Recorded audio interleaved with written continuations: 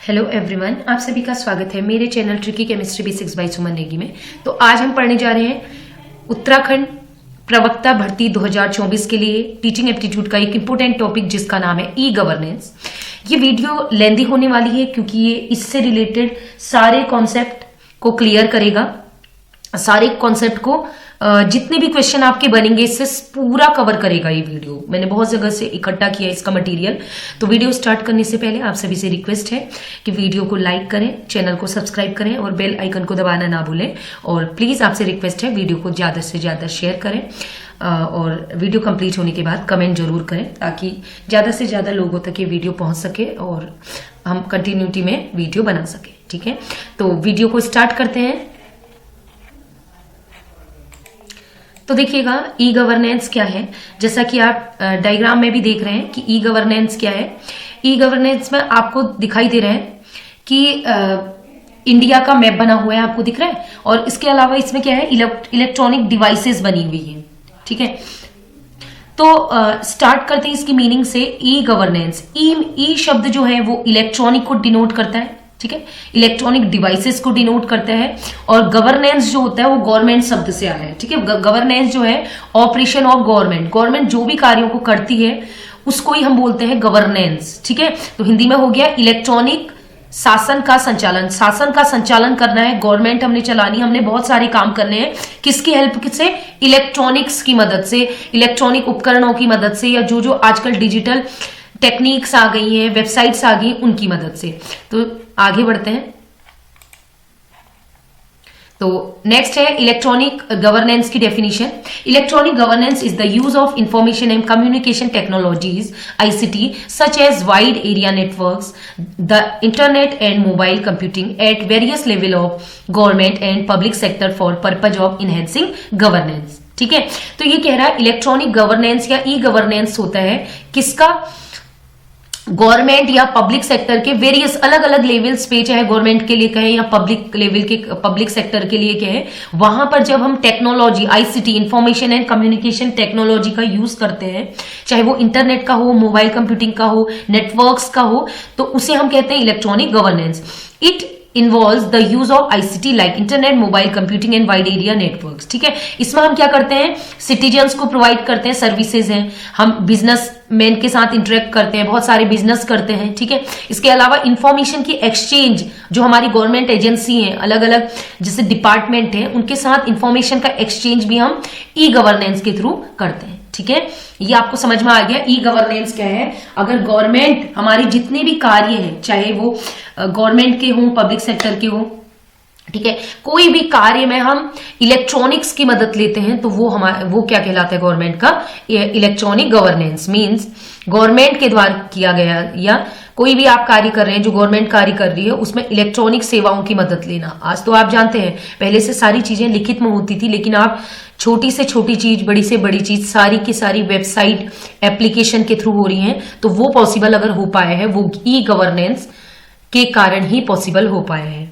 ठीक है,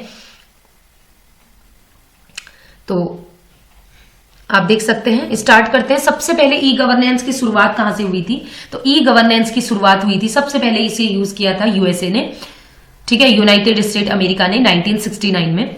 तो e governance in India was formally introduce by government of India. इसको गवर्नमेंट ऑफ इंडिया ने भी इंट्रोड्यूस किया, बट यूएसए के बाद। ठीक है, तो सबसे पहले जब लॉन्च किया गया गवर्नमेंट ऑफ इंडिया द्वारा ई गवर्नेंस, मतलब इलेक्ट्रॉनिक सेवाओं की मदद ली गई शासन को चलाने में, मतलब जो भी कार्य हो रहे हैं गवर्नमेंट द्वारा किए जाते हैं उनको चलन करने के लिए या चलाने के लिए या कार्यों को इजी करने के लिए जब इलेक्ट्रॉनिक डिवाइसेस का मदद ली गई तो उसको सबसे पहले अर्ली स्टेज में, या उसको स्टार्ट किसने किया? उसको स्टार्ट किया मिनिस्ट्री, डिपार्टमेंट ऑफ इलेक्ट्रॉनिक्स। पहले नाम था डिपार्टमेंट ऑफ इलेक्ट्रॉनिक्स, डीओई, और अब इसका नाम हो गया ministry of electronics and information technology. इसको शॉर्ट में MEITY भी बोलते हैं। ये पेपर में आ सकता है कि जो ई गवर्नेंस है ये किसके द्वारा संचालित किया जाता है, तो ये है MEITY, ministry of electronics and information technology. ठीक है, नेक्स्ट है 2006 की बात करें तो 2006 में गवर्नमेंट ने एक NEGP प्लान, एक प्रॉपर प्लान बनाए, नेशनल ई गवर्नेंस प्लान, एक proper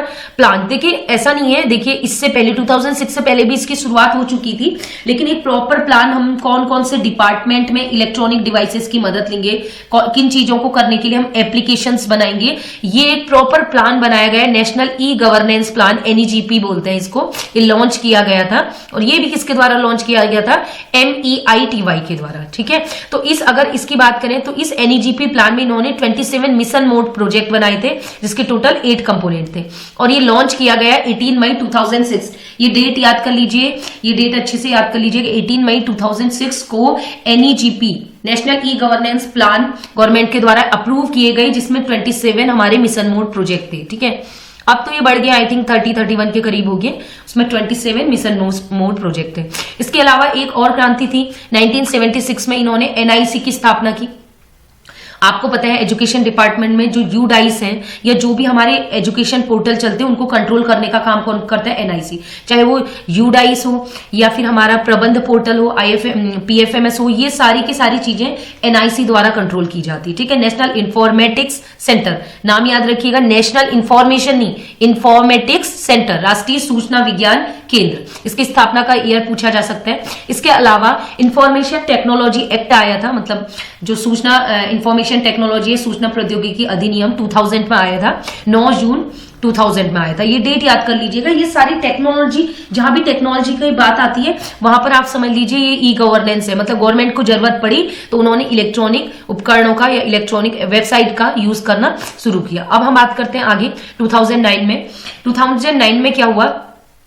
National E-Governance Division was created by Ministry of Electronics and Information Technology as an independent business division under Digital India Corporation। उसके बाद 2009 में हम अभी पढ़ेंगे, अभी मैं डिटेल में इसको पढ़ाऊंगी कि डिजिटल इंडिया कॉर्पोरेशन के रूप में इन्होंने क्या किया, स्थापित किया इसको हम पढ़ेंगे अभी कि इन्होंने कौन कौन से अपने नए मतलब प्रोग्राम लॉन्च किए हैं ई गवर्नेंस के अंतर्गत। ठीक है, नेक्स्ट है, अब ये मैंने बता दिया ऑलरेडी कि जो इसको लॉन्च किया गया, जो हमारा ई गवर्नेंस है, इसको लॉन्च किया गया MEITY, ministry of electronics and information technology, government of India द्वारा। पहले इसका नाम था डिपार्टमेंट ऑफ इलेक्ट्रॉनिक्स, ये आपको याद रखना है पहले नाम क्या था। इसका हेडक्वार्टर न्यू दिल्ली है, मोस्टली जितने भी हमारे उसके हेडक्वार्टर्स का है न्यू दिल्ली है। ठीक है, नई दिल्ली में।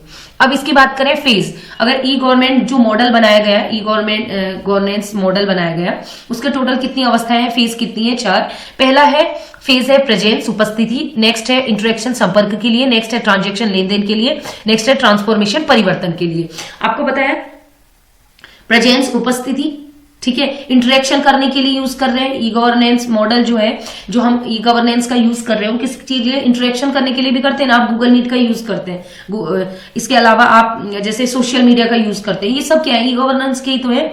इसके अलावा ट्विटर का यूज करते हैं। इसके अलावा ट्रांजेक्शन, अब आप देखिए योनो SBI है, भीम ऐप है, इसके अलावा UPI जितने भी आप ले रहे हैं, जीपे, फोन पे, ठीक है, पेटीएम, ये सब क्या है? ट्रांजेक्शन के लिए। और इन सब में ट्रांसफॉर्मेशन, ठीक है, इन सब सारी चीजों से हमारा क्या हो रहा है? ट्रांसफॉर्मेशन हो रहा है। तो ये 4 फेजेस होती हैं। इतना बहुत इंपॉर्टेंट ये चीज नहीं है, बस ध्यान रखिएगा 4 फेजेस इसके रहते हैं।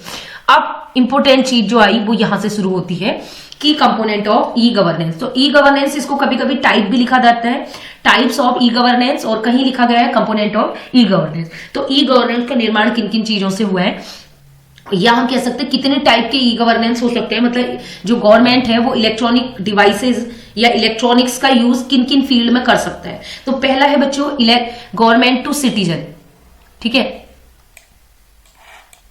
गवर्नमेंट टू सिटीजन, सरकार से नागरिक। This refers to the interaction between government and citizen such as providing e services, information and resource to public. जब हम बात करते हैं गवर्नमेंट टू सिटीजन की बात कर रहे हैं, मतलब जब गवर्नमेंट और सिटीजन, नागरिकों के बीच इंटरेक्शन होता है, तो उसके लिए जो भी हम इलेक्ट्रॉनिक उपकरण का प्रयोग करते हैं वो सारा हमारा किसमें आ जाएगा? गवर्नमेंट टू सिटीजन, G2C में आ जाएगा। ये याद रखिएगा, G2C।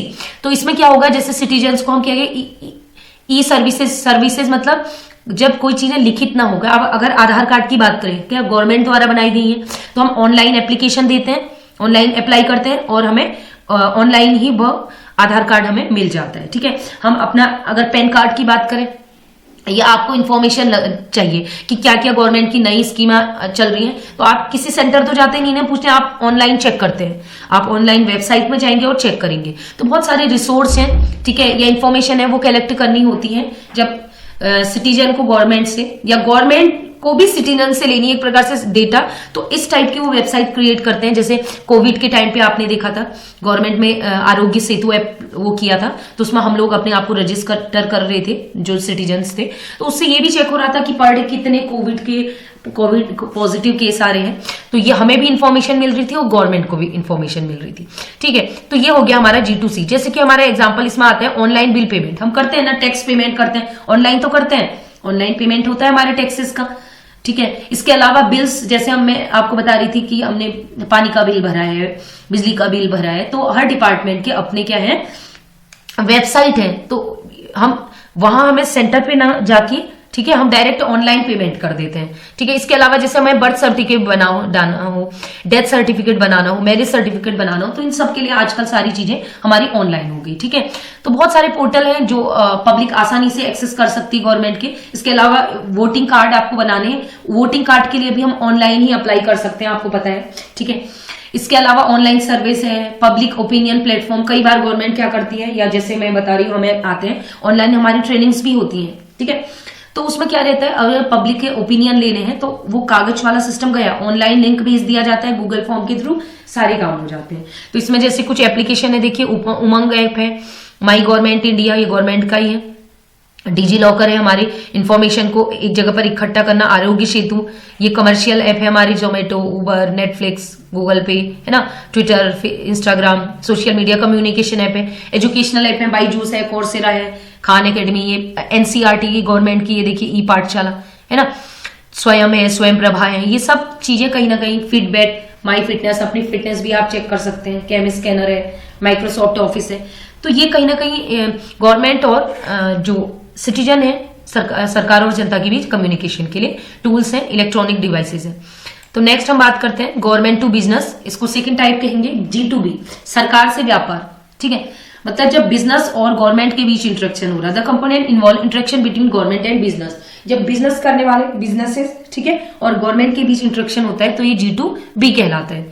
ठीक है, जैसे इसमें क्या होता है आपको पता है, हमें लाइसेंस लेना है, मैंने एक शॉप खोली, मुझे लाइसेंस चाहिए, तो मैं ऑनलाइन अप्लाई करती हूँ, गवर्नमेंट से जो अथॉरिटी है, जो गवर्नमेंट अथॉरिटी है, वो हमें क्या करती है, अप्रूव करती है। ठीक है, ठीक है, वो अप्रूव करेगी, तो इस प्रकार लाइसेंस। इसके अलावा बिजनेस रजिस्ट्रेशन, हमें रजिस्ट्रेशन करना है किसी बिजनेस में, उसके लिए भी हम ऑनलाइन रजिस्ट्रेशन करते हैं, तो ये भी कहीं ना कहीं गवर्नमेंट में ही रजिस्टर किया जाता है ना, जैसे आप कहीं आप जमीन ले रहे हैं, ठीक है, तो आप वहां अप्लाई करते हैं, ठीक है, प्राधिकरण बोर्ड को, ठीक है, तो भी ऑनलाइन है। इसके अलावा जब आप कुछ चीजें खरीद रहे होते हैं, या आप क्या करते हैं ना, टेंडर सुना होगा आपने, टेंडर, तो जेम पोर्टल, आजकल नया पोर्टल आया है गवर्नमेंट का, जेम पोर्टल, ऑनलाइन करो। अब ऑफलाइन टेंडर पहले ऑफलाइन होते थे, लेकिन इन्होंने टेंडरिंग में भी इन्होंने कहा कि पारदर्शिता होने के लिए, क्योंकि ऐसा होता है ना, ऑफलाइन में तो गड़बड़ हो सकता है, तो ऑनलाइन कोई भी चेक कर सकता है, इसलिए वो ऑनलाइन टेंडरिंग की प्रोसेस की है जेम पोर्टल के थ्रू। प्रोक्योरमेंट है, कोई खरीद आपने करनी है, तो उसमें भी हम क्या यूज कर रहे हैं, इलेक्ट्रॉनिक्स का यूज कर रहे हैं। ऑनलाइन पेमेंट, टैक्सेस, फीस, वो तो मैंने ऑलरेडी बता दिया है,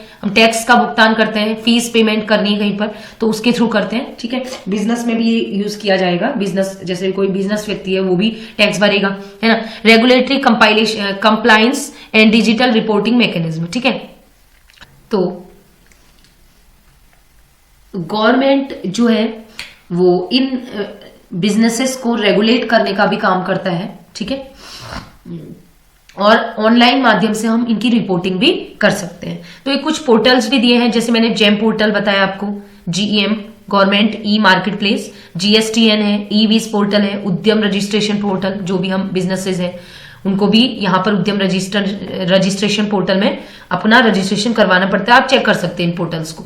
जेम पोर्टल तो सभी ने सुना होगा, ई-बीज और उद्यम ये शायद में भी कम सुना हो, तो आप चेक कर सकते हैं। ठीक है, नेक्स्ट हम बात करते हैं गवर्नमेंट टू गवर्नमेंट। अब थर्ड टाइप का है G2G, G2C हो गया, G2B हो गया, अब G2G, सरकार से सरकार। जब एक गवर्नमेंट दूसरे गवर्नमेंट से, मतलब जब एक डिपार्टमेंट दूसरे डिपार्टमेंट से, जब एक मिनिस्ट्री दूसरी मिनिस्ट्री से, जब एक गवर्नमेंट एजेंसी दूसरी गवर्नमेंट एजेंसी के साथ इंटरेक्शन कर रही है, ठीक है, ये अलग अलग डिपार्टमेंट्स इंटरेक्शन करते हैं, डिपार्टमेंट मिनिस्ट्री के बीच इंटरेक्शन होता है, या डिपार्टमेंट मिनिस्ट्री एजेंसी आपस में जो भी इनके बीच इंटरेक्शन होता है कोई इंफॉर्मेशन के लिए, कम्युनिकेशन के लिए, डेटा के लिए, तो ये हमारा क्या कहलाता है, गवर्नमेंट टू गवर्नमेंट। जैसे इसमें क्या होता है, ये लिखा हुआ है ऑलरेडी, यह सरकार के विभिन्न विभागों, मंत्रालयों और एजेंसी के बीच बातचीत पर ध्यान केंद्रित करता है। आपको पता है उत्तराखंड की कोई इंफॉर्मेशन चाहिए, मान लीजिए एजुकेशन डिपार्टमेंट की चाहिए, और किसको चाहिए, समाज कल्याण को, तो ऑनलाइन चेक कर सकता है वो, है ना। इसके अलावा मान लीजिए डिपार्टमेंट ऑफ एजुकेशन जो है हमारा, ठीक है, सेंट्रल,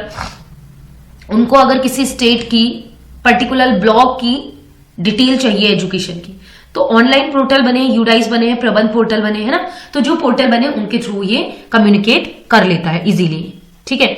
और इससे क्या होगा, टाइम भी बचत होगी। तो डिजिटल शेयरिंग, इसमें क्या रहता है, digital sharing of data resource between departments के बीच क्या होता है, जो डेटा है, डेटा और जो भी रिसोर्सेज हैं उनका क्या होता है, शेयरिंग होती है, साझा होता है। इसके अलावा बिल्कुल हमें एक्यूरेट इंफॉर्मेशन मिलेगी और क्विक डिसीजन लेने के लिए हेल्प करेगा, ठीक है। Collaborative platforms for policy implementation and administration, आपको पता है जैसे सेंट्रल ने कोई न्यू स्कीम लॉन्च की, तो उसको तेजी से हम चाह रहे हैं क्विकली वो तेजी से सभी स्टेट में या सभी डिस्ट्रिक्ट में, सभी ब्लॉक्स में, सभी स्कूल्स में अगर वो एप्लीकेबल हो जाए, तो उसके लिए कहीं ना कहीं ये क्या होता है, एक तो एक क्विक होता है, और इसके अलावा इंप्लीमेंट करने के लिए सबके लिए एक सी पॉलिसी होगी।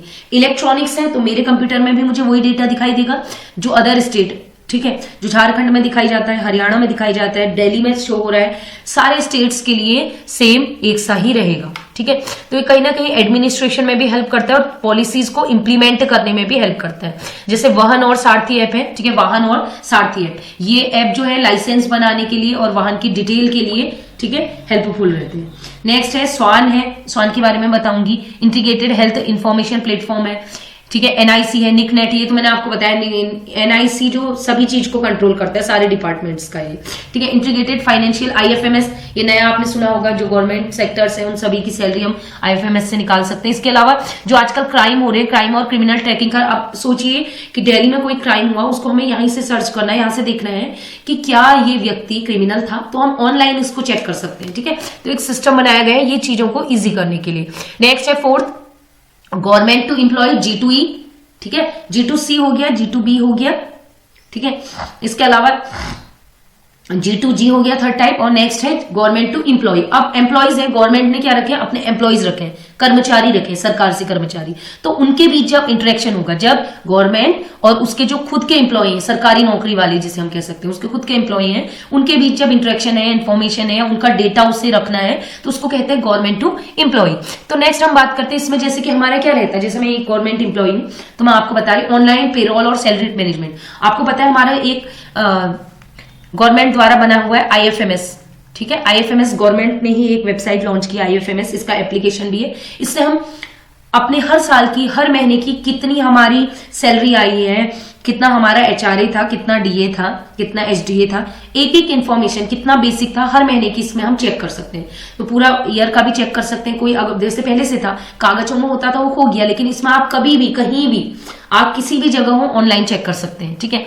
ये हेल्प हुआ एम्प्लॉयज के लिए। Employee database and human resource management, जैसे क्या होता है, कभी ड्यूटीज आती है, मैं एक एग्जांपल दे रही हूँ, जैसे सेंट्रल को छोड़िए अभी आप, उत्तराखंड स्टेट की बात करते हैं, अगर यहाँ कोई चुनाव होने या कुछ भी होना है, तो उनका ऑनलाइन डेटा हमें कहाँ से मिल जाएगा, यूडाइस से मिल जाएगा। टीचर्स की ड्यूटी लगानी है तो यूडाइस से हमें पूरे टीचर्स का डिटेल, आपको पता है अब तो यूडाइस में नई चीजें आएगी, एक टीचर जो रहेगा वो कहीं भी चला जाए, किसी भी इंडिया की किसी भी स्टेट में चला जाए, ठीक है, उसको क्या मिलेगा, एक स्टूडेंट है उसको एक पेन नंबर मिलेगा परमानेंट, ठीक है, एनरोलमेंट नंबर होगा, वो कहीं भी जाएगा तो हम ट्रैक कर सकते हैं। तो कहीं ना कहीं इसी प्रकार एम्प्लॉयज का भी होता है, ठीक है, टीचर्स को भी एक नंबर मिलेगा, टीचर्स का एक परमानेंट नंबर होगा, आप कहीं भी जाएंगे शो हो जाएंगे, आप पहले कहाँ थे, आपकी क्वालिफिकेशन क्या थी, एज क्या है, तो आप उसको मिसगाइड नहीं कर सकते। तो कोई एम्प्लॉयज का डेटाबेस भी हमें प्राप्त हो जाता है।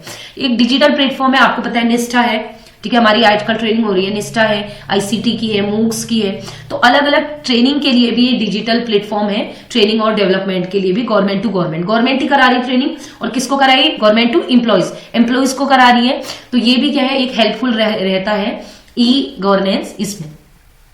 Electronic work and scheduling and reporting. जैसे हमारे एक मैं आपको एग्जांपल दे रही हूँ, परख में टेस्ट होता है बच्चों का कैसा अचीवमेंट है, ठीक है। इसके अलावा स्विफ्ट चैट की मदद से बच्चों की अटेंडेंस जाती है। इलेक्ट्रॉनिक वर्क है, शेड्यूल करता है या रिपोर्ट भी करता है, कितने बच्चे प्रेजेंट है, कितने एब्सेंट है, कितने ड्रॉप आउट्स है ना। तो ये सारी चीजें जो इलेक्ट्रॉनिक वर्क, कहीं ना कहीं जो इलेक्ट्रॉनिक वर्क का यूज करें, इससे लिखित जो कागज वागज है वो वर्क कम हो गया और एक्यूरेट इन्फॉर्मेशन भी हमें प्राप्त होती है, रिपोर्टिंग क्विक होती है। अब हम बात करते हैं इसके ऑब्जेक्टिव्स क्या है। तो ऑब्जेक्टिव्स में इंप्रूव सर्विस डिलीवरी। आपको पता है पहले से, जैसे आप मैं बता रही हूँ कि आधार कार्ड बनाना था तो कागज लेके आप जाते थे और लंबी लाइन में लगे रहते थे, 1 दिन 2 दिन 3 दिन ऐसे भी लग जाता था। लेकिन इस समय क्या है कि आधार कार्ड आप ऑनलाइन अप्लाई करते हैं, अपनी डिटेल उसमें डालते हैं, स्कैन करते हैं, अपना जो भी डेट 10th का सर्टिफिकेट हो स्कैन करते हैं और कुछ ही दिन में क्या होता है आधार कार्ड बन के आ जाता है और ऑनलाइन आप उसे डाउनलोड कर लेते हैं। तो कहीं ना कहीं ये क्या कर रहा है, ई गवर्नेंस क्या करता है, जो गवर्नमेंट सर्विस है उसको आसान करता है एक्सेस करने के लिए। अब आपको सोचो बिल पेमेंट करने जाना होता तो कितनी लंबी लाइन लगानी पड़ती, लेकिन इस समय क्या होता है आप घर बैठे ही पेमेंट कर देते हैं। तो कहीं ना कहीं क्या हो रहा है, गवर्नमेंट सर्विस को हम आसानी से एक्सेस कर सकते हैं। वो मतलब क्या होता है, बहुत ज्यादा क्विक एफिशिएंट होता है, ठीक है। इससे हमारे लिए चीजें आसान हो रही हैं। Transparency and accountability. आपको पता है कि बाय डिजिटलाइज गवर्नमेंट सर्विसेज, जितनी भी गवर्नमेंट सर्विसेज जैसे जैसे डिजिटलाइज हो रही हैं तो इससे क्या हो रहा है, करप्शन भी कम हो रहा है। जैसे मैं जेम पोर्टल की बात कर रही थी, टेंडरिंग की प्रोसेस होती है। टेंडरिंग में अगर ऑफलाइन हो तो ऑफलाइन में गड़बड़ी होने की चांस ज्यादा है, लेकिन ऑनलाइन में सारी चीजें सबको सामने ही दिखाई देती है, वो कंप्यूटर स्टोर करता है। तो कहीं ना कहीं जो ये करप्शन है, ये ऑनलाइन चीजें ऑनलाइन होने से, जैसे काउंसलिंग्स होती हैं ऑनलाइन होती है, तो उसमें करप्शन की चांसेस बिल्कुल ना के बराबर रहते हैं, जबकि ऑफलाइन में करप्शन ज्यादा रहता है। तो पारदर्शिता, ट्रांसपेरेंसी और अकाउंटेबिलिटी के लिए भी ये जरूरी है, ठीक है। नेक्स्ट है कॉस्ट इफेक्टिवनेस। अब कॉस्ट की एक एग्जांपल, अब जैसे आपने क्या है, आपको आधार कार्ड बनाना था, ठीक है, आपको आधार कार्ड बनाना था, लेकिन आधार कार्ड बनाने के लिए आपको चाहिए, आपको 10th का सर्टिफिकेट की फोटो स्टेट ओरिजिनल लेके जाओगे, फोटोज लेके जाओगे, बहुत सारी कागजी कार्रवाई होंगी, फिर जो बना रहा होगा उसको भी समय लगेगा। लेकिन अब क्योंकि आपने क्या किया है, ऑनलाइन आप अपने फोन में ही कर लेते हैं, आपने फोन में ही डिटेल कर दिया, तो अतिरिक्त बोझ ना तो सामने वाला व्यक्ति जो बना रहा है उसके ऊपर पड़ रहा है, और टाइम की भी बचत हो रही है, और आपकी भी लागत कम आ रही है, उसकी भी लागत कम, और कागजी कार्रवाई कम हो गई। तो कहीं ना कहीं कॉस्ट इफेक्टिवनेस है। सिटीजन इंपावरमेंट, इस सिटीजन को भी कहीं ना कहीं क्या क्या एम्पावर कर रहा है, नागरिक को सशक्त बना रहा है। सूचना और सेवाओं तक डिजिटल पहुंच के माध्यम से ई गवर्नेंस नागरिकों को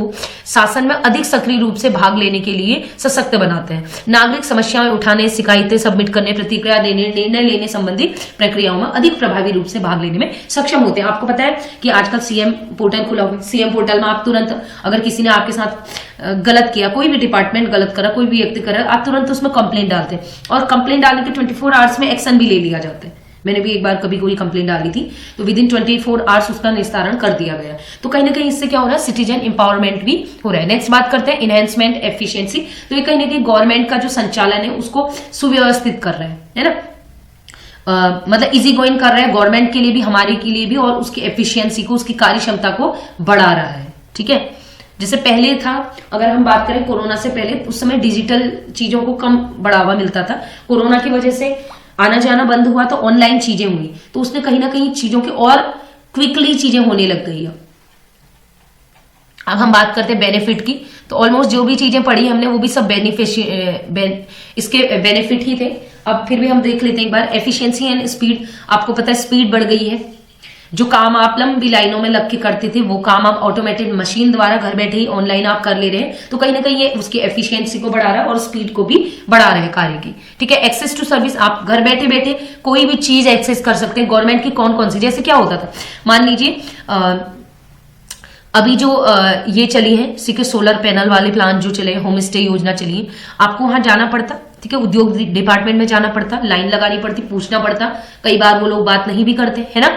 तो ऐसा ना करके अब क्या हो रहा है, आप ऑनलाइन आपने चेक किया गवर्नमेंट की कौन कौन सी सर्विसेज आई है, ऑनलाइन बहुत सारे पोर्टल है, तो आप उसमें चेक कर ले रहे हैं, है ना। तो और ऑनलाइन चेक करने के बाद अप्लाई भी कर दे रहे हैं। तो कहीं ना कहीं आप सोचो, आपको गवर्नमेंट की जो सर्विस मिल रही है, कोई भी सर्विसेज है, उनको आसानी से आप एक्सेस कर पा रहे हैं। कॉस्ट सेविंग, लागत की बचत, उतना जो एक्स्ट्रा आपका कागज या भौतिक भंडारण चीजों को रखना है, वो जो है श्रम है, इधर से उधर चीजों को ले जाना होता था कागजों को, तो वो टाइम बच रहा है। ऑनलाइन क्या कर रहे हैं, मान लीजिए यहाँ से मुझे सीएम को कोई लेटर लिखना था या कोई चीज भेजनी थी, कोई लिखित कागज भेजने थे किसी डिपार्टमेंट द्वारा, पहले से क्या होता था, उसको लेके जाया जाता था, उतना व्यक्ति का भी टाइम वेस्ट हो रहा है, उतना पैसा भी बर्बाद हो रहा है। लेकिन अब क्या हो रहा है, ऑनलाइन 1 क्लिक में ईमेल के माध्यम से वो गवर्नमेंट तक पहुंच गई और कोई कहां से एक्शन लिया जा सकता है। नेक्स्ट है इंक्रीज ट्रांसपेरेंसी, जो मैंने आपको बताया था कि कहीं ना कहीं पारदर्शिता बढ़ गई है, जो गड़बड़ी घोटाले हो रहे हैं वो चीजें कम, अब आपको भ्रष्टाचार कम दिखाई देगा।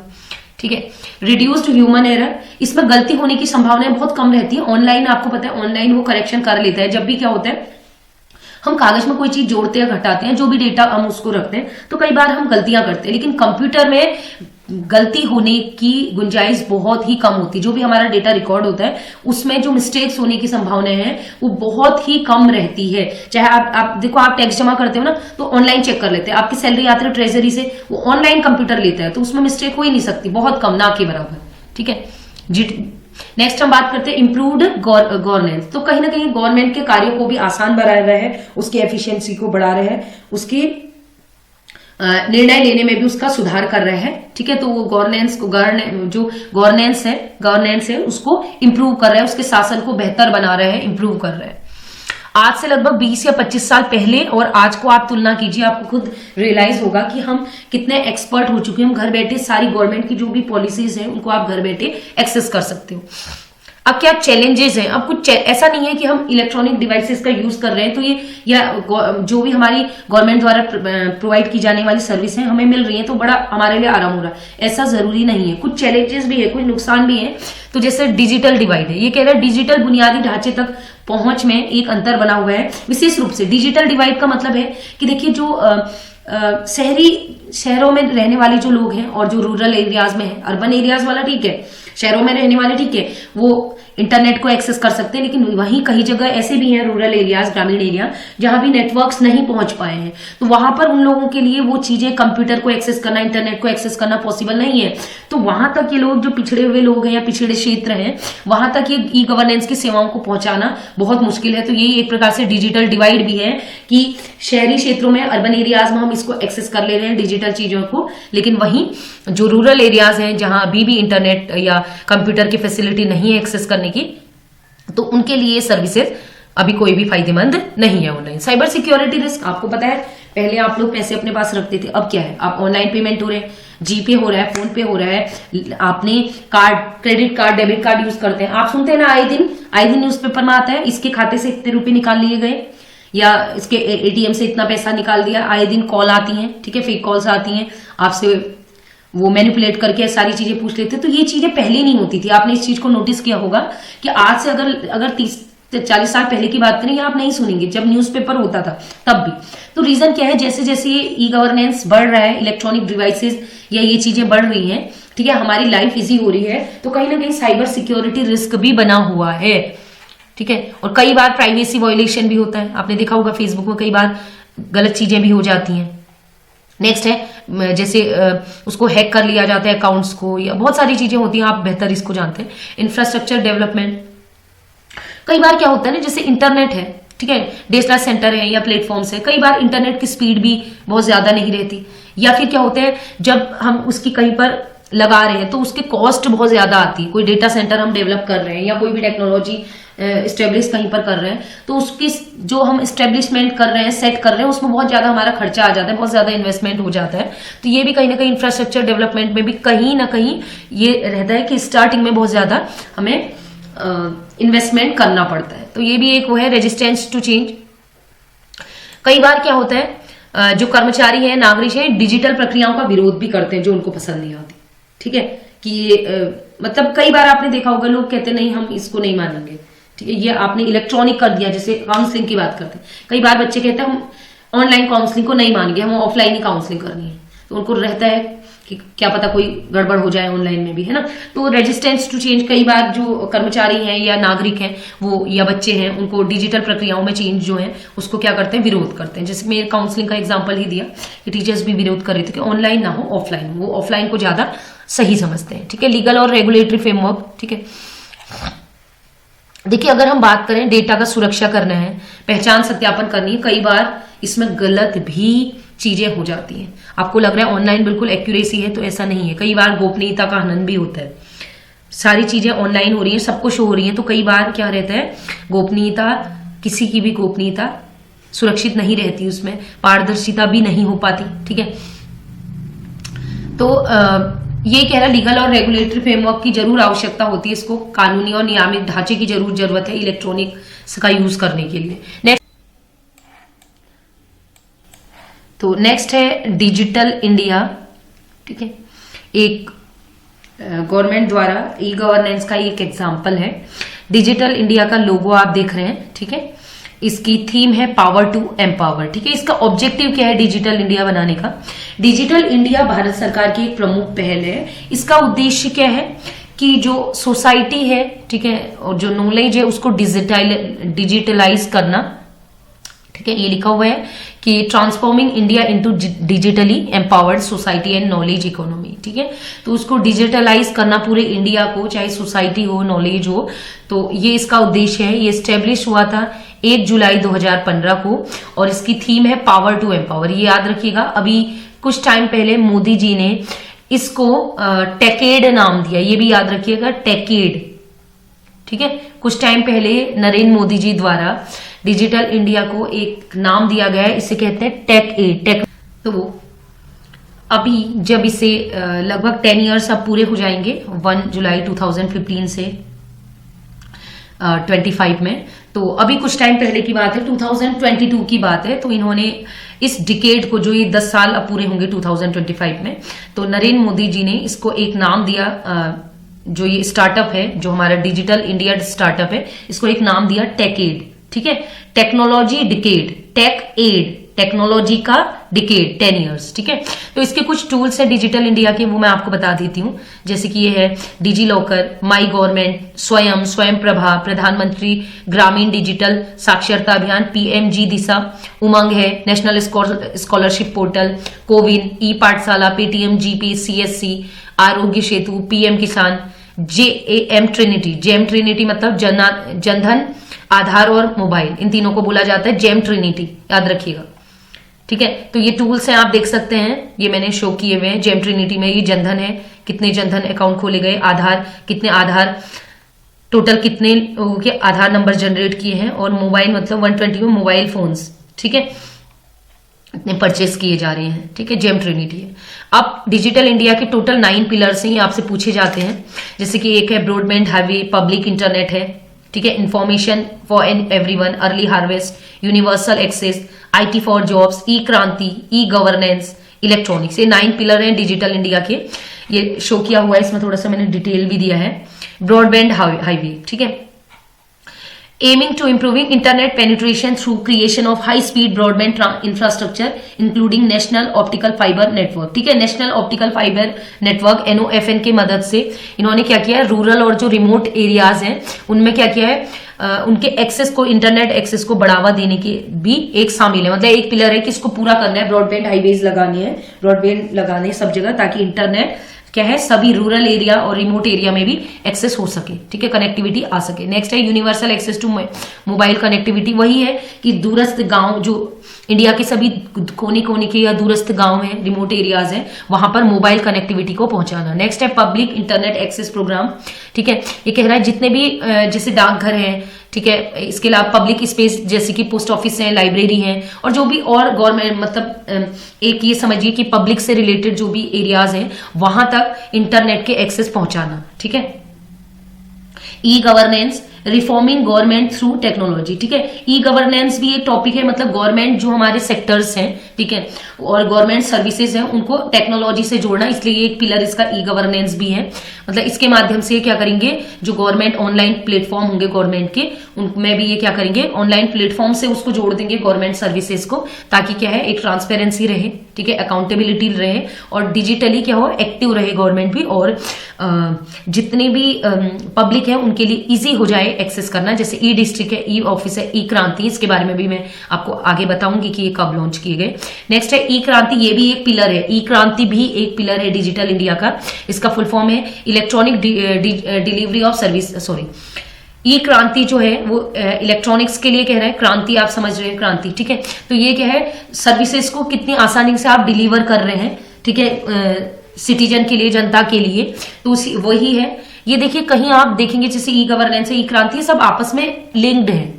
ठीक है। इंफॉर्मेशन फॉर ऑल, मतलब इस प्रकार के हमने डिजिटल डिवाइसेस बनानी है, एप्स बनाने हैं या फिर वेबसाइट्स क्रिएट करनी है, उसमें इंफॉर्मेशन डालनी है कि जनरल पब्लिक भी डेटा को एक्सेस कर सके और इंफॉर्मेशन आसानी से प्राप्त कर सकते हैं। नेक्स्ट है इलेक्ट्रॉनिक्स मैन्युफैक्चरिंग, ठीक है। तो एक इनिशिएटिव है promoting domestic manufacturing of electronic goods such as smartphone, computers and television, ठीक है। तो हमें क्या करना है, ये कह रहा है इस पिलर के अंतर्गत कि ज्यादा से ज्यादा जैसे स्मार्टफोन है, कंप्यूटर्स है, टेलीविजन है, ठीक है, इसके उत्पादन को बढ़ावा देना है इसके अंतर्गत। और जो मेक इन इंडिया है initiative links with digital India, increase local production of electronics, ठीक है। मेक इन इंडिया एक इसी पहल है कि ये जो इलेक्ट्रॉनिक्स का है स्थानीय उत्पादन बढ़ाने के लिए। आपको पता है इसमें आप अपने प्रोजेक्ट भेज सकते हैं और अप्रूव होता है तो उसमें क्या होता है, गवर्नमेंट पैसा लगाती है, ठीक है। आईटी फॉर जॉब्स, ठीक है, आईटी सेक्टर पर ज्यादा से ज्यादा ये जॉब उपलब्ध कराना चाहते हैं ताकि जो पब्लिक है वो डिजिटली एक्टिव हो सके, डिजिटली एक प्रकार से क्या है नॉलेज वाली हो सके हैं, ठीक है। नेक्स्ट है लास्ट पिलर है अर्ली हार्वेस्ट प्रोग्राम। ये short term quick impact project like wifi hot spot in public places हैं, ई एजुकेशन है, डिजिटलाइजेशन ऑफ गवर्नमेंट डॉक्यूमेंट्स है, ये सारी चीजें हमें अर्ली हार्वेस्ट प्रोग्राम में आती हैं। अब कुछ इंपोर्टेंट हमारे और ई गवर्नेंस प्लान है, उनको शॉर्ट में देख लेते हैं कि कब कब ये लॉन्च किए गए। शॉर्ट में ही बताऊंगी क्योंकि वीडियो लेंदी होती जा रही है। नेशनल इंफॉर्मेटिक्स सेंटर, याद रखिएगा ये NIC I stand for informatics, not for information, ठीक है। नेशनल इंफॉर्मेटिक्स सेंटर, नेशनल सूचना विज्ञान केंद्र, तो ये है नेशनल सूचना विज्ञान केंद्र NIC। इसकी स्थापना हुई थी 1976 में और ये भी किसने की थी, MEITY द्वारा, ठीक है। इसका प्राइमरी रोल है जो विभिन्न स्तर है, जैसे सेंट्रल की बात करें, स्टेट की बात करें, डिस्ट्रिक्ट की बात करें, उनमें एक क्या है प्रॉपर टेक्नोलॉजी या इंफ्रास्ट्रक्चर प्रोवाइड करना, टेक्नोलॉजी से रिलेटेड जो इंफ्रास्ट्रक्चर है उसको प्रोवाइड करना। निकनेट, बाद में इसका नाम निकनेट रख दिया गया था, कुछ टाइम बाद इसका नाम निकनेट हो गया था। निकनेट क्या है, निकनेट कनेक्ट, यह NIC द्वारा प्रदान किया गया एक नेटवर्क इंफ्रास्ट्रक्चर, ये एक इंफ्रास्ट्रक्चर है निकनेट, ठीक है। और ये भी क्या करता है, जितने भी गवर्नमेंट डिपार्टमेंट है, एजेंसी, उनके भी डेटा का आदान प्रदान करने में हेल्प करता है। नेक्स्ट है नेशनल डिजिटल लिटरेसी मिशन, ठीक है, राष्ट्रीय डिजिटल साक्षरता मिशन, ठीक है। ये लॉन्च हुआ था 2022 में और ये सब मैंने कहा था ऑलमोस्ट सभी MEITY, ठीक है, electronics, ministry of electronics and information technology द्वारा ही लॉन्च किए गए थे। इसका उद्देश्य क्या था, NDLM national digital literacy mission का उद्देश्य था प्राथमिक लक्ष्य नागरिकों को, विशेष रूप से जो ग्रामीण और दूर दराज क्षेत्र के जो व्यक्ति है उनको डिजिटली साक्षर बनाना है। डिजिटली समझ रहे हो, कंप्यूटर की मदद से, वहां टीचर नहीं पहुंचा पा रहे तो डिजिटली फोन की मदद से उनको साक्षर बनाना। इसका उद्देश्य यह सुनिश्चित करता है कि व्यक्तियों के आसपास डिजिटल उपकरणों का उपयोग करने, ऑनलाइन सरकारी सेवाओं तक पहुंचने, शिक्षा, आर्थिक और सामाजिक लाभ के लिए इंटरनेट का उपयोग करने के लिए बुनियादी कौशल हो, मतलब उनको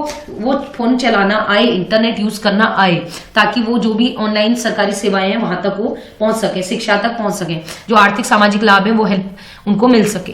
तो इसी में इनकी एक योजना थी PMG दिशा, ठीक है, प्रधानमंत्री ग्रामीण डिजिटल साक्षरता अभियान, ठीक है, साक्षरता अभियान, PMG दिशा की फुल फॉर्म है। तो PMG दिशा का जो फुल फॉर्म, जो फोकस था डिजिटली साक्षर करना लोगों को, और उसकी एज क्या थी 14 ईयर्स। देखो 6 to 14 तो RT के अंतर्गत आते ही आते हैं, उनको तो पढ़ाना ही पढ़ाना है, लेकिन जो 14 से ऊपर के हैं और 60 तक 14 to 60 ईयर्स के जो भी पीपल हैं, एज्ड पीपल, ठीक है, उनको डिजिटल डिवाइसेस, डिजिटल टूल, उनकी मदद से ट्रेनिंग प्रोवाइड करना।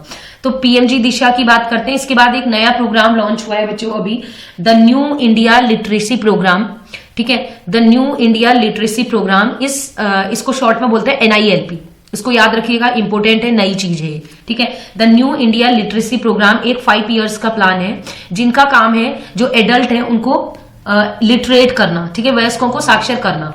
तो इनका जो है इसमें जो गोल है वो है 1 करोड़ नॉन लिटरेट, जो 1 करोड़ इलिटरेट पीपल है, ठीक है, 1 करोड़ लगभग 15 साल या 15 साल से ऊपर के, वही जो अभी मैंने बोला था 14 to 60 लिखा ना, 15 साल या 15 साल से ऊपर की जो इलिटरेट हैं, ठीक है, अनपढ़ या निरक्षर कह सकते हैं, निरक्षर लोग हैं, उनको डिजिटली साक्षर बनाना, ठीक है।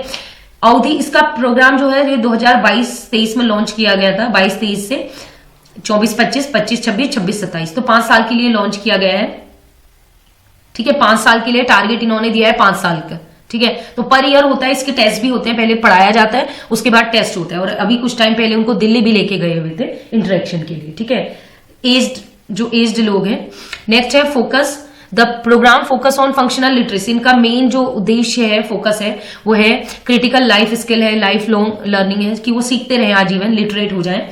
तो ये लिखा हुआ है, इसके कंपोनेंट है, 5 कंपोनेंट है। फाउंडेशन लिटरेसी एंड न्यूमरेसी, जिसे FLN कहा जाता है, आपने सुना होगा, प्राइमरी में भी चलाई जा रही है कोर्स। क्रिटिकल लाइफ स्किल उनको पता होने चाहिए, बेसिक एजुकेशन उन्हें मिल सके, वोकेशनल स्किल्स मिल सके, और कंटिन्यूइंग एजुकेशन, उनकी शिक्षा सतत रूप से चलती रह सके, ठीक है। नेक्स्ट है बच्चों national e governance plan. E governance plan जो है वो लॉन्च किया गया था मई 2006 में गवर्नमेंट ऑफ इंडिया द्वारा, और वही है मिनिस्ट्री क्या है, MEIT द्वारा, MEITY द्वारा, ministry of electronics information technology, ठीक है।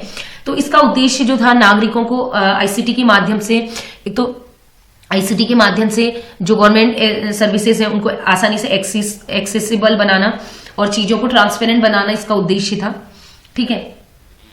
अब हम बात करते हैं कोर इंफ्रास्ट्रक्चर, इसमें क्या क्या चीजें थी जो इसके मिशन, मैंने कहा मिशन मोड प्रोजेक्ट है, तो कुछ प्रोजेक्ट थे, उनमें से एक है स्वान, स्टेट वाइड एरिया नेटवर्क, ठीक है। स्वान है, ये क्या है, provide a secure and reliable communication infrastructure. ये क्या करता है, गवर्नमेंट अलग अलग डिपार्टमेंट्स के बीच स्वान क्या करता है, कम्युनिकेशन प्रोवाइड कराता है। स्टेट डेटा सेंटर, इसमें गवर्नमेंट के जो है एप्लीकेशंस हैं वो डेटा क्या रहता है, सिक्योर रहता है, स्टोरेज का काम करता है SDC, स्टेट डेटा सेंटर, ठीक है। National portal of India, national portal of India ये भी क्या है, सिटीजन्स के लिए एक प्लेटफॉर्म है, वन स्टॉप प्लेटफॉर्म है, इसमें गवर्नमेंट की सारी सर्विसेज आपको इसमें मिल जाएंगी। नेशनल पोर्टल ऑफ इंडिया में गवर्नमेंट द्वारा जितनी भी सर्विसेज दी जा रही है उसको आप एक्सेस कर सकते हैं। CSC सभी ने सुना है, कॉमन सर्विस सेंटर, जिससे आप क्या कर सकते हैं, आप ये जो भी हेल्थ आयुष्मान कार्ड बनाए जा रहे थे बीच में, है ना, इसके अलावा आधार कार्ड भी बन रहे थे, अब तो बंद हो चुका है।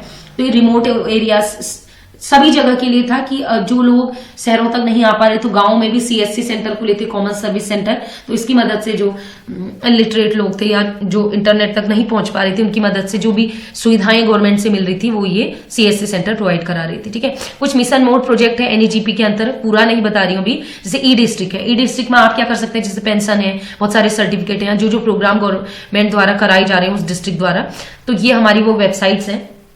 E-ऑफिसेज हैं, जो भी ऑफिस है उनका जो पेपर वर्क है उसको रिड्यूस करने के लिए ये E-ऑफिसेज लॉन्च किए थे अलग अलग डिपार्टमेंट्स के लिए। E-प्रोक्योरमेंट है, facilitate the digitalisation of procurement process, ठीक है। जो हमारा सेलिंग वाला है, जो भी सामान सेल करना है, खरीदना है, बेचना है, तो उसमें ट्रांसपेरेंसी लाने के लिए E-प्रोक्योरमेंट इन्होंने स्थापित किया गया था, ठीक है। E-टेंडरिंग मैंने आपको एग्जांपल दिया था कि जो भी चीजें हैं जैसे टेंडरिंग हो रही है उस प्रोसेस को ट्रांसपेरेंट बनाने के लिए, भ्रष्टाचार मुक्त करने के लिए, गवर्नमेंट प्रोजेक्ट्स में भ्रष्टाचार मुक्त करने के लिए E-टेंडरिंग की प्रोसेस की, जैसे कि GeM portal. National citizen service portal, ठीक है, ये भी सिटीजन सर्विस पोर्टल जो है, आधार रजिस्ट्रेशन करना है, हेल्थ सर्विसेज है या गवर्नमेंट सर्विस को एक्सेस करने के लिए बहुत सारे प्लेटफॉर्म है, एक ही नहीं है कि एक ही से आप एक्सेस कर सकते हैं, बहुत सारे प्लेटफॉर्म है। इसी प्रकार E-मार्केट प्लेस है, जेम पोर्टल, जिससे आप क्या कर सकते हैं, आप कोई चीज टेंडरिंग, आप कोई चीज खरीद सकते हैं, बेच सकते हैं, ठीक है। नेशनल नेटवर्क नॉलेज, ये शॉर्ट चल रहा है। नेशनल नेटवर्क नॉलेज ये लॉन्च किया गया था 2010 में, ये भी MEITY द्वारा लॉन्च किया गया था। तो ये कहीं ना कहीं क्या कर रहा था, नेशनल नेटवर्क नॉलेज का मतलब है कि जो उच्च शिक्षण संस्थान है, अनुसंधान केंद्र, रिसर्च सेंटर है, उनको क्या कर रहा था, नेटवर्क की हेल्प से उसको स्ट्रॉन्ग बना रहा था, उसका नेटवर्क को स्ट्रॉन्ग कर रहा था, ताकि सभी संस्थानों के बीच क्या हो सके, इंफॉर्मेशन का, नॉलेज की शेयरिंग हो सके क्विकली, ऐसा नहीं कि नेट स्लो चल रहा है, ठीक है।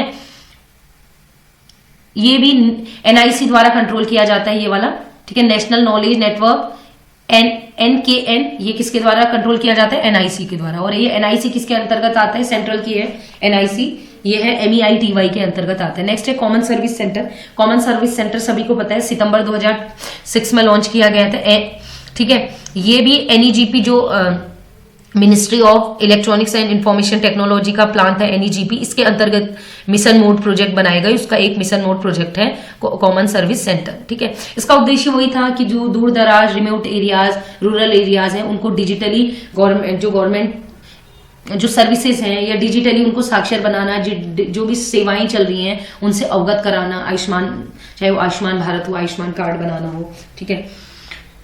ठीक है, आधार कार्ड बनाना हो, पैन कार्ड बनाना हो, जो भी सर्विसेज हैं उनको इजी टू एक्सेस करने के लिए सीएससी सेंटर स्थापित किए गए थे। और पहला सीएससी सेंटर किसके द्वारा स्थापित किया गया? हरियाणा राज्य ने स्थापित किया 16 जनवरी 2006 को। याद रखिएगा, ये सीएससी सेंटर क्या क्या काम कर सकता है आप देख लीजिए।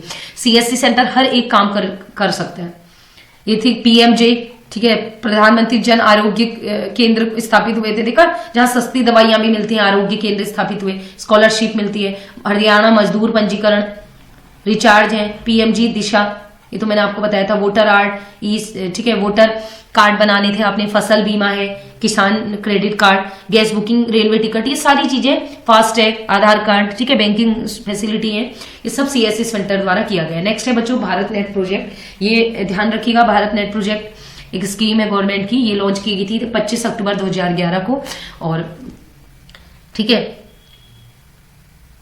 और पहले इसका नाम था national optical fibre network NOFN, और बाद में इसका नाम भारत नेट कर दिया गया। ठीक है, पहले नाम क्या था? नेशनल ऑप्टिकल फाइबर नेटवर्क, बाद में इसका नाम बदल के कर दिया गया भारत नेट।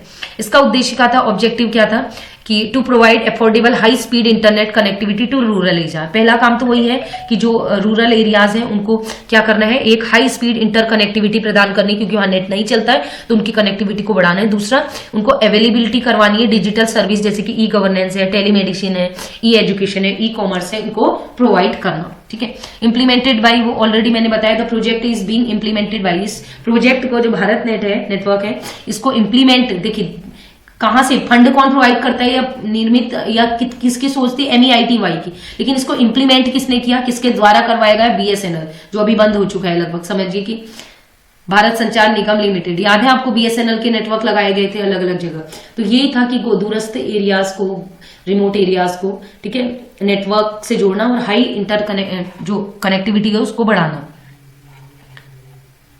और इसको फंड कौन प्रोवाइड करता था? गवर्नमेंट। फाइबर ऑप्टिकल नेटवर्क, इसके कुछ की कंपोनेंट हैं, ठीक है, जैसे कि वाईफाई हॉटस्पॉट इनेबल करना, इसके अलावा पब्लिक सर्विस है, ये दो इसके उद्देश्य थे। अब नेक्स्ट है Ayushman Bharat, PMG। Ayushman Bharat is a health service scheme for economically vulnerable citizen providing cashless medical care and service. आपको सभी को पता है आयुष्मान भारत के बारे में कि ऐसे नागरिकों के लिए जो गरीब हैं, आर्थिक रूप से कमजोर नागरिक हैं, उनके लिए कैशलेस, बिना पैसे के ही उनके 5 लाख तक का जो इलाज था वो फ्री था। तो ऑब्जेक्टिव की अगर बात करें, की कंपोनेंट, ठीक है, health insurance providing 5 lakh insurance coverage, तो ये एक स्वास्थ्य बीमा योजना है। ठीक है, सभी को पता है कि इसमें क्या रहता है, 5 लाख तक की बीमा, मतलब 5 लाख तक का बीमा है, मतलब इसमें प्रत्येक परिवार को 5 लाख का फ्री में इलाज उसका हो सकता है। डिजिटल स्वास्थ्य रिकॉर्ड, इसके अलावा क्या होता है, इसके थ्रू हम क्या करते हैं, उसके स्वास्थ्य रिकॉर्ड उसको एक्सेस कर सकते हैं, कहीं से भी चेक कर सकते हैं। इसके अलावा इसको टेलीमेडिसिन, डायग्नोस्टिक सेवाएं, ये कंसल्टेशन भी हम प्रोवाइड करा सकते हैं। तो इसकी शुरुआत, घोषणा हुई थी, ध्यान रखिएगा, 14 अप्रैल 2018 को, और पूरे देश में इस योजना की शुरुआत 25 सितंबर 2018 को की गई। ये आ सकता है, योजना की शुरुआत PM मोदी जी द्वारा की गई थी, और 5 लाख तक का बीमा कवर है इसमें, हेल्थ बीमा कवर। ठीक है, अब कुछ इनिशिएटिव्स हैं, बहुत सारे हैं, पेपर में आ सकते हैं। ज्यादा इंपोर्टेंट उसके जो ऑब्जेक्टिव है, ये इनसे ज्यादा इंपोर्टेंट है कब लॉन्च किया गया और क्या काम ये करता है। ठीक है, थोड़ी थोड़ी चीजें जो इंपोर्टेंट है वो मैंने यहाँ पर कलेक्ट की हैं, तो आप देख लीजिए।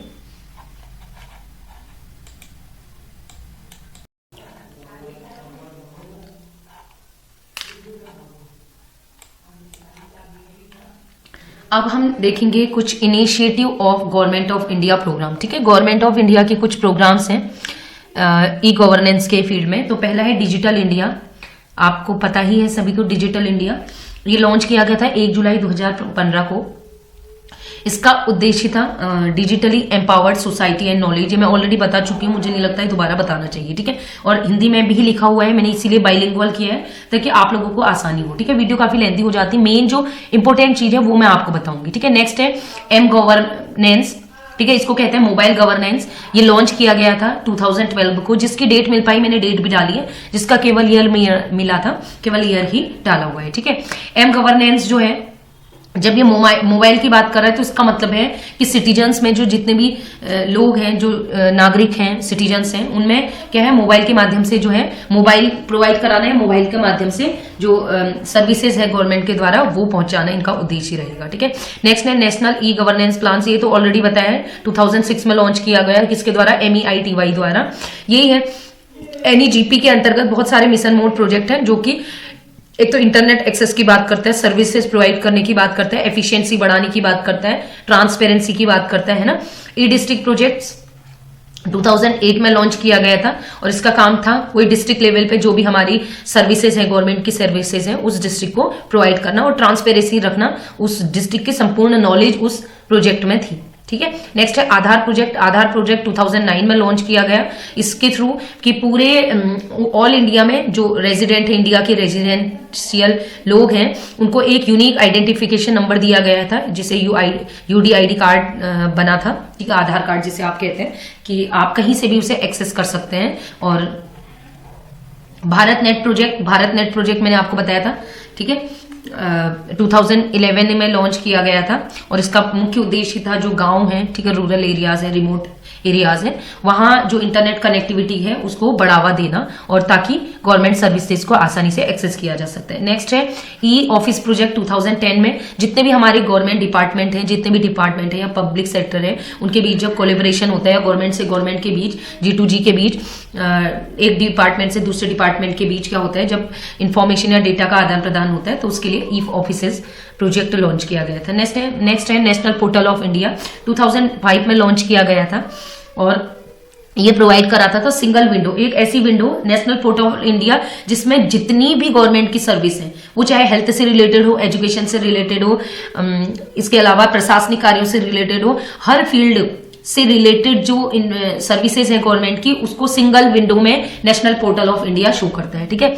ई मार्केट प्लेस। ठीक है, ई मार्केट प्लेस का एग्जांपल मैंने दिया था, जेम पोर्टल हमारा दिया था। जितनी भी टेंडरिंग की प्रोसेस है, गवर्नमेंट डिपार्टमेंट है या पब्लिक सेक्टर यूनिट्स हैं, जितने भी ऑर्गेनाइजेशन है, NGOs हैं, इनके बीच जो गुड्स और सर्विसेज की बात होती है, ठीक है, लेन देन की बात होती है, तो उसके बीच खरीदने की जो वो है, ठीक है, लेन देन की बातें होती है, तो उसमें ट्रांसपेरेंसी लाने के लिए, ठीक है, और कॉस्ट इफेक्टिव बनाने के लिए ई मार्केट प्लेस प्रोजेक्ट शुरू किया गया था। नेक्स्ट है स्वच्छ भारत मिशन है।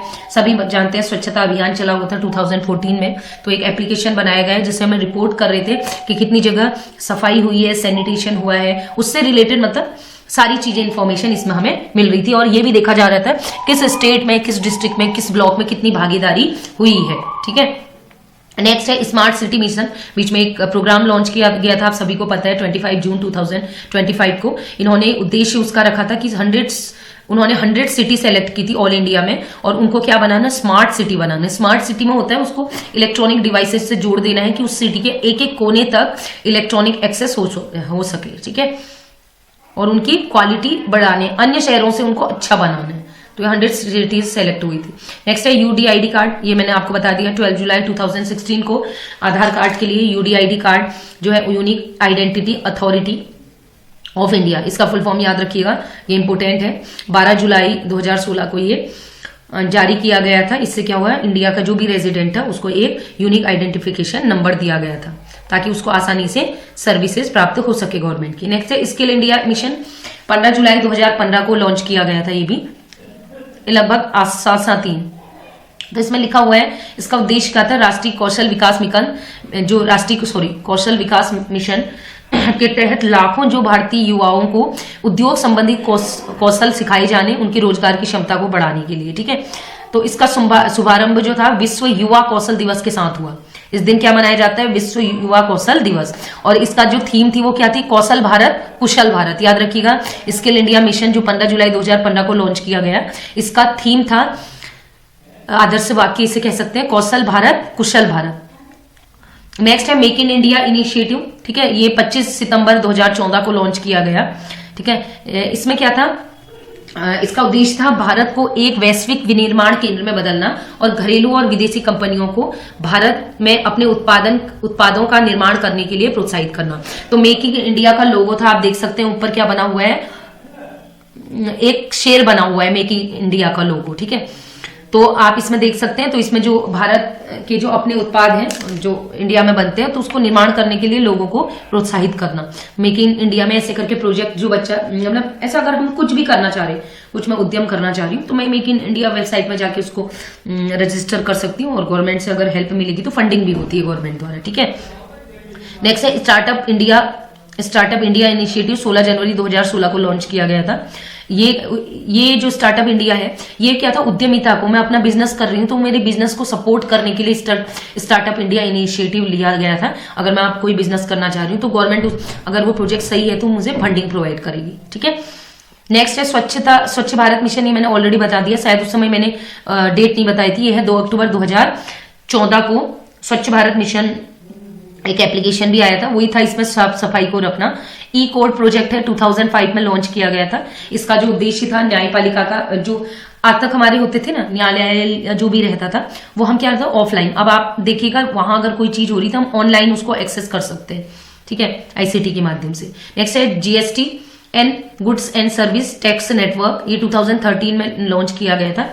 गुड्स एंड सर्विस टैक्सेस के क्रियान्वयन के लिए एक आईटी प्लेटफॉर्म प्रदान करना, कर दाखिल करने और प्रशासन को सरल बनाना। ठीक है, जो हमारा एडमिनिस्ट्रेशन है या टैक्स फाइल करना है उसको इजी करने के लिए जीएसटी नेटवर्क बनाया गया था। नेक्स्ट है national citizen service portal.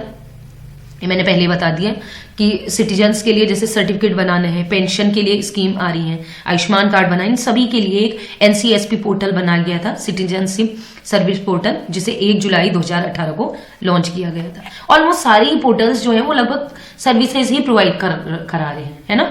E tendering की आई थिंक बात हो गई है। जेम पोर्टल के थ्रू हम क्या करते हैं, जो भी चीजें हैं, हम चीजों को खरीद रहे हैं या बेच रहे हैं, तो ये एक प्रक्रिया है। ठीक है, ई टेंडरिंग के थ्रू होती है। 2006 में ये प्रोग्राम लॉन्च किया गया था। ई प्रोक्योरमेंट है, ये भी उसी से रिलेटेड है। 2006 में लॉन्च किया गया था। जो सरकारी विभाग में जो माल है या सेवाएं हैं, उसके हम जब ऑनलाइन खरीदारी करते हैं तो वही ऑनलाइन टेंडरिंग वाली जो प्रोसेस है, उसके ई प्रोक्योरमेंट प्रोग्राम लॉन्च किया गया था। नेक्स्ट है बच्चों नेशनल करियर सर्विस एनसीएस। ये 20 जुलाई 2015 को लॉन्च किया गया था। इसको लॉन्च किया था ministry of labour and employment.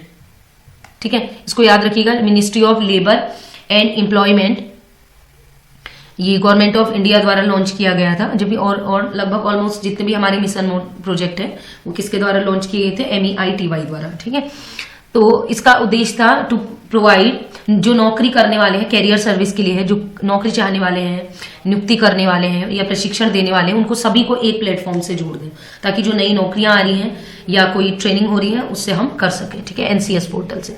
Next है बच्चों लास्ट है ई कोषागार। ये गवर्नमेंट इंडिया का एक इनिशिएटिव है, डिपार्टमेंट ऑफ लैंड रिसोर्स के अंडर में ये चलता है, रूरल डेवलपमेंट। 2021 में लॉन्च किया गया था। ये ई कोषागार पोर्टल में हम जो भी भूमि के रिकॉर्ड है वो रिकॉर्ड आप उपलब्ध ऑनलाइन मिल सकते हैं, आपको सारी रिकॉर्ड कि किसके नाम पर कौन सी जमीन है। ठीक है, स्वामित्व तो हम उसमें चेक कर सकते हैं ई कोषागार प्लेटफॉर्म से।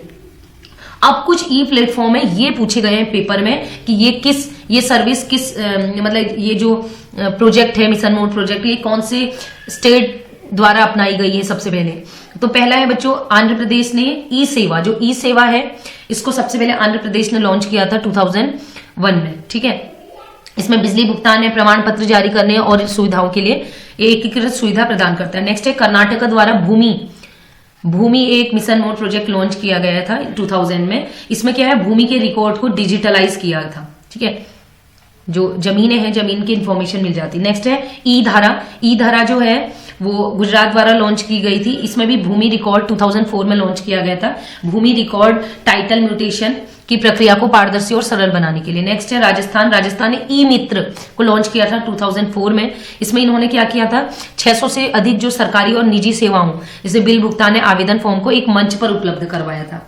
ठीक है, नेक्स्ट है सेतु ऐप। सेतु जो है महाराष्ट्र द्वारा लॉन्च किया गया था 2001 में, और इसका भी काम था जितने भी गवर्नमेंट सर्विसेज हैं, ठीक है, उनको सिटीजन तक डिजिटली रूप से प्रोवाइड करना। नेक्स्ट है समाधान ऑनलाइन। ये जो है ये मध्य प्रदेश द्वारा लॉन्च किया गया था 2005 में। इसमें जो भी शिकायतें होती थी, मुख्यमंत्री कार्यालय के माध्यम से जो भी शिकायतें रहती थी नागरिकों की, उनको निवारण किया जाता था सीएम के ऑफिस से। नेक्स्ट है अक्षय, 2002 में लॉन्च किया गया था अक्षय केरल द्वारा, और इसमें भी क्या था, डिजिटल साक्षरता को बढ़ावा देना और इनको ई सेवाएं प्रदान की जा रही थी नागरिकों को। नेक्स्ट है ई पासपोर्ट सर्विस, नाम से ही लग रहा है पासपोर्ट की बातें होंगी इसमें। पासपोर्ट को आवेदन करने के लिए ऑनलाइन प्रणाली अपनाई गई थी, ठीक है। इसमें 2008 में ये लॉन्च की गई थी तमिलनाडु के द्वारा सबसे पहले। उत्तर प्रदेश लोकवाणी उत्तर प्रदेश द्वारा लॉन्च की गई थी और 2004 में इसका उद्देश्य था जो भी शिकायतें होती थी नागरिकों को उसका निवारण, इसके अलावा भूमि के रिकॉर्ड है, इसके अलावा गवर्नमेंट सर्विसेज को पहुंचाना। नेक्स्ट है सुविधा जो है पंजाब द्वारा लॉन्च किया गया एक प्रोजेक्ट है, ई गवर्नेंस का प्रोजेक्ट है। इसमें क्या था, जो नागरिकों के प्रमाण पत्र हैं, हलफनामे हैं, एफिडेविट्स हैं, परमिट जैसी सुविधाएं, जो परमिट्स होते हैं ये, और जो भी गवर्नमेंट सर्विसेज हैं उनको चेक करने के लिए एक ऐप था, ठीक है, एक सर्विस थी। नेक्स्ट है उत्तराखंड ने भी लॉन्च किया, उत्तराखंड भी पीछे नहीं है, अपनी सरकार है। इसके अलावा भी पोर्टल होंगे, आप चेक कर लीजिएगा, कुछ छूट गए हो सकता है, वैसे तो मैंने कोशिश की है सभी करवाए हैं। तो उत्तराखंड द्वारा 2015 में अपनी सरकार, हिंदी में प्रॉपर छपा नहीं होगा, इसमें अपनी सरकार है, अपनी सरकार पहाड़ी में पोर्टल लॉन्च किया गया था। इसमें अपनी सरकार में आप देख लेना, एक ऑनलाइन पोर्टल है जिसमें जो भी आप शिकायतें हैं, ठीक है, इसके अलावा जो गवर्नमेंट की सर्विसेज है, भूमि रिकॉर्ड है, प्रमाण पत्र, सारी चीजें इस पोर्टल में आपको मिल जाएंगी उत्तराखंड की, ठीक है। अब मैंने कुछ ई गवर्नेंस प्लान लिखे हैं, अलग अलग स्टेट द्वारा लॉन्च किए गए थे ये। इसमें से ई सेवा, भूमि, ई धरा मित्र, ई मित्र, सेतु, समाधान, अक्षय, ई पासपोर्ट सर्विस, लोकवाणी सुविधा बता दिया। जीवन दिल्ली द्वारा लॉन्च किया गया था। ई बंगला जो है वेस्ट बंगाल द्वारा लॉन्च किया गया था। ये ऑलमोस्ट सभी जो है वो सर्विसेज को प्रोवाइड करने के लिए किया गया है, ठीक है। हरियाणा द्वारा हरीस लॉन्च किया गया था प्रॉपर्टी रजिस्ट्रेशन के लिए, HARIS हैरिस। नेक्स्ट है ई शक्ति, मैंने बता दिया था। ई शक्ति बिहार द्वारा 2008 में लॉन्च किया गया था। जॉब कार्ड, एक मनरेगा की तरह जॉब कार्ड प्रोवाइड करा रहा था, ये इंपोर्टेंट है बिहार वाला, याद रखिएगा। ई शक्ति ये मनरेगा में जैसे कार्ड उपलब्ध कराते हैं वैसे एक जॉब कार्ड प्रोवाइड कराता था ई शक्ति। ASWAN, ठीक है, आसाम द्वारा लॉन्च किया गया था गवर्नमेंट डिपार्टमेंट द्वारा, ठीक है। ये क्या था, नेटवर्क कनेक्टिविटी के लिए। लोक मित्र केंद्र हिमाचल प्रदेश द्वारा 2004 में लॉन्च किया गया था।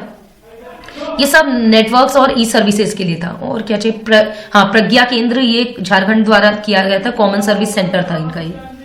चॉइस सिटीजन, नेक्स्ट है चॉइस, छत्तीसगढ़ चॉइस 2004 में सिटीजन हेल्प ऑनलाइन इंफॉर्मेशन है, सब वही है। नेक्स्ट है अपना खाता, ये याद रखिएगा, उत्तराखंड का ये मैंने ऊपर नहीं बताया था, यहां बता दिया। उत्तराखंड में लॉन्च किया गया था अपना खाता 2005 में। इसमें भूमि के जो रिकॉर्ड है, वैसे वो अपनी सरकार में भी है लेकिन ये अपना खाता में भी आपको मिल जाएंगे। तेलंगाना में इंपोर्टेंट है तेलंगाना का, आंध्र प्रदेश भी लिखा रहता है कई बार ये। मी सेवा, MEE सेवा, इसमें क्या था, सिटीजन सेंट्रिक सर्विसेज थी विद ट्रांसपेरेंसी, वही है जितनी भी सर्विसेज है ऑनलाइन।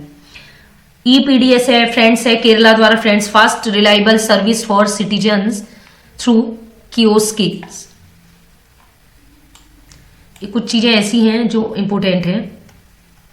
इसके अलावा देखिए इसमें लिखा हुआ है, आप देख सकते हैं, ठीक है। नेक्स्ट है गुजरात द्वारा ई ग्राम विश्वग्राम, इसको याद रखिएगा बच्चों, ई ग्राम विश्वग्राम लॉन्च किया गया था 23 जनवरी 2009 को। इसमें विलेज लेवल पर ICT इंफॉर्मेशन और जो गवर्नमेंट सर्विसेज प्रोवाइड करने का एक तरीका था ई ग्राम विश्वग्राम। बाकी ऑलमोस्ट ये मैंने बता दिए हैं, देख लीजिए आप, ये डेट मेन ईयर नोट कर लीजिएगा, ठीक है। अब उत्तराखंड के कुछ NEGP प्लान है, देख लीजिएगा। ई गवर्नेंस प्लान है। पहले Uttarakhand online land record portal है, 2008 में लॉन्च किया गया है। लैंड रिकॉर्ड है तो भूमि के रिकॉर्ड इसमें रहते हैं। नेक्स्ट है उत्तराखंड स्टेट डेटा सेंटर, 2011 में इन्होंने स्टेब्लिश किया। ये डेटा का सुरक्षा करना, उसको होस्टिंग करना, आदान प्रदान करने में हेल्प करता है। ई डिस्ट्रिक्ट है, 2011 में ये प्रोजेक्ट की शुरुआत की, जिसमें ई डिस्ट्रिक्ट है ऑलरेडी मैं पहले बता चुकी हूँ। जिला स्तर पर जो जिले से रिलेटेड इन्फॉर्मेशन है, सरकारी सुविधाएं हैं, उनके बारे में बात होती है। नेक्स्ट है M गवर्नेंस, मोबाइल गवर्नेंस, 2012 में लॉन्च किया गया था। ये मतलब ये उत्तराखंड के हमारे उत्तराखंड राशि पोर्टल 2015 में लेन देन और बजट के बारे में बात करता है, ठीक है। राशि portal, Uttarakhand employment exchange online portal, ठीक है। रोजगार विनिमय एम्प्लॉयमेंट ऑफिस के लिए ये अब ऑनलाइन कर दिया गया है 2015 से, ठीक है। पहले ही ऑफलाइन हमें जाना पड़ता था रोजगार कार्यालय में, अभी ऑनलाइन कर दिया गया है एम्प्लॉयमेंट एक्सचेंज ऑनलाइन पोर्टल, ठीक है। उत्तराखंड ट्रेजरी पोर्टल 2015 में आया था। ट्रेजरी से रिलेटेड काम जो है ये आप ऑनलाइन एक्सेस कर सकते हैं। Uttarakhand public grievance redressal portal है, शिकायत निवारण के लिए पोर्टल बनाया गया है 2015 में। नेक्स्ट है उत्तराखंड ई विधान लेजिस्लेटिव असेंबली पोर्टल है, 2019 में लॉन्च किया गया था, याद रखिएगा इसको, ई विधान, ठीक है, विधानसभा के लिए बनाया गया था। तो इसमें विधायिका की कार्रवाई, जो भी विधेयक प्रस्ताव आते हैं उनको डिजिटली सभी लोगों तक पहुंचाने के लिए पोर्टल लाया गया था। तो इस प्रकार हमारा ई गवर्नेंस से रिलेटेड जो भी चीजें थी ऑलमोस्ट मैंने सारी चीजें कवर की हैं। आई होप आपको अच्छे से समझ में आया हो। वीडियो लेंदी हो गई, लेकिन आपने देखा होगा लास्ट में जो चीजें मैंने बताई वो बहुत इंपॉर्टेंट है। अब इससे रिलेटेड जितने भी पॉसिबल हो पाएंगे वो एमसीक्यूज में कराऊंगी, और अगर कोई टॉपिक छूट भी गया होगा तो एमसीक्यूज में वो सारा कवर हो जाएगा। वैसे ऑलमोस्ट मैंने सारी सर्विसेज आपको बता दी है जितना पेपर में आ सकता है।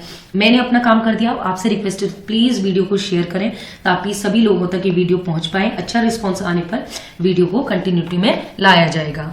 इसी के साथ thank you so much for watching and bye bye.